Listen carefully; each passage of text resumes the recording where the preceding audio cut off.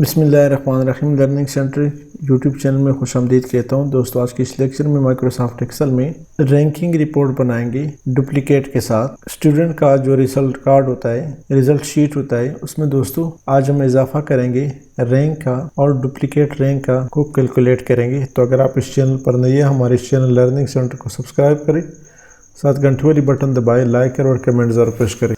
दोस्तों, ये हमारे पास एक शीट है जिसमें स्टूडेंट का नाम है, उनके सब्जेक्ट है फिजिक्स, बायोलॉजी, केमिस्ट्री, जो मार्क्स उन्होंने obtain किया है एक एक सब्जेक्ट में।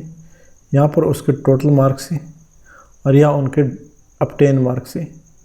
यहाँ दोस्तों हम परसेंटेज कैलकुलेट करेंगे। तो क्या फार्मूला है? Equal to obtain marks multiply with 100 divided by total marks.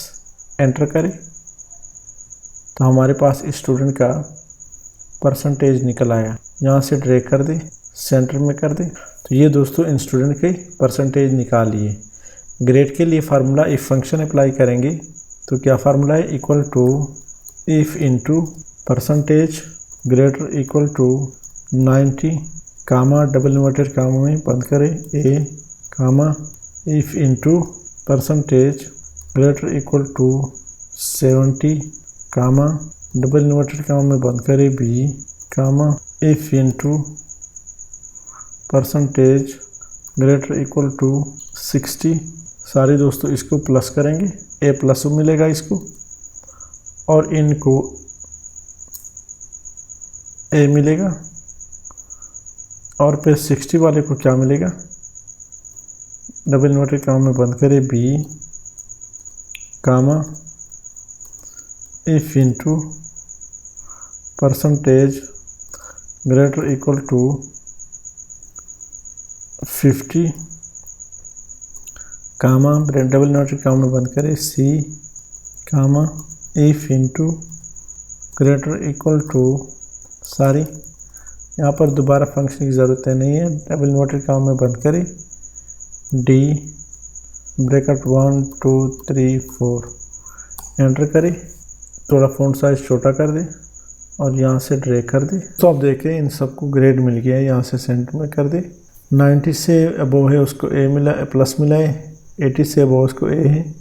69 वाले को बी है क्योंकि 70 से डाउन है। 67 बी, 56 सी, 55 सी, 50 सी। यहाँ दोस्तों रैंक के लिए हम फार्मूला अप्लाई करते हैं। अब दोस्तों यहाँ पर हम रैंकिंग अप्लाई करना चाहते हैं, रैंक फार्मूला। तो क्या तरीका है? इक्वल टू रैंक परसेंटेज को सिलेक्ट कर दे कामा रेफरेंस में दोस्तों इस पूरे कॉलम को सिलेक्ट कर दे और F4 के साथ फिक्स कर दे कामा। यहाँ पर दोस्तों डिसेंडिंग पे क्लिक करें क्योंकि हमने 0 से ऊपर से नीचे की तरफ वोट करना है, अप्लाई करना है। ब्रैकेट क्लोज करें और एंटर करें, यानी 1 2 ड्रैग कर दे। तो आप देख रहे हैं दोस्तों यहाँ पर ऑलरेडी हम कंडीशनल फॉर्मेटिंग अप्लाई कर चुके हैं। अब दोस्तों यहाँ पर आप देख रहे हैं डुप्लीकेट वैल्यू है। यहाँ पे भी 2 है, 2 है, 2 है क्योंकि इसका जो परसेंटेज है वो सेम है। तो यहाँ पर दोस्तों हम रैंकिंग में जो डुप्लीकेट वैल्यू इसको ख़त्म करते हैं। तो क्या तरीका है? Equal to rank into percentage comma इस पूरे लिस्ट को सेलेक्ट कर दे, F4 के साथ फिक्स कर दे comma descending bracket close plus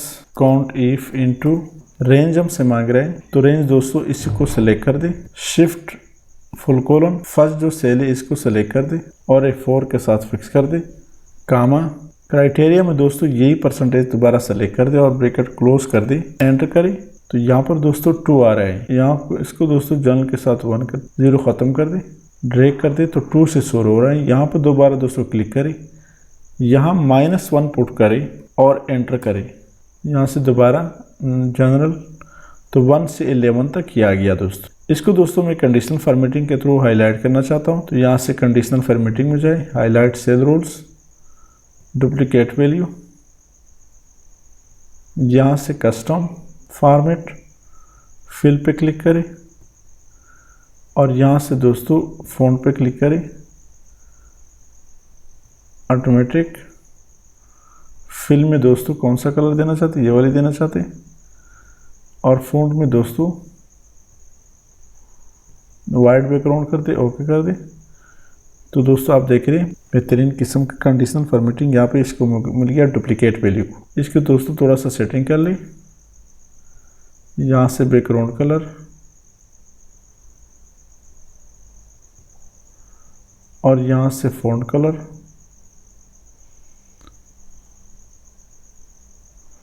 इसके कलर अगर आप चेंज करना चाहते हैं तो दोबारा कंडीशनल फॉर्मेटिंग में जाए,